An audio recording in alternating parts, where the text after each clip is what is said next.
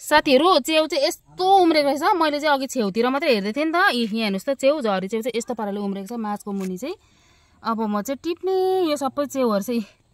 कस्तो मजाले पलाएको रहेछ यो चाहिँ बाहिरतिर हो अलिअलि बाहिरतिर चाहिँ यसरी पलाएको छ यस्तो छ बाहिरतिर चाहिँ यो चाहिँ भित्र यस्तो पलाएको छ अब यो च्याउ चाहिँ म टिप्छु भटाभट कहाँ यही नि रे किन हेर्नु माटोसँग टिप्दा नि हुन्छ धुँदा जान्छ ला मैले त माटोसँग लगाइदिएँ त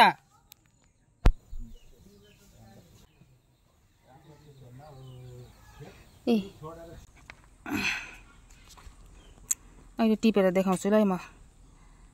फाइनली साथीहरु मैले चाहिँ च्याउ यति टिपिम सके झरी च्याउ अब यसलाई चाहिँ मजाले पखाल्नु पर्ने हुन्छ अलरेडी मैले यसलाई केलारै उयो गरेको छु चुट्टाएर टिपेको छु यति भयो अब यसलाई चाहिँ मजाले धोएर चाहिँ खाने पकाएर है त एकदम फ्रेश अर्ग्यानिक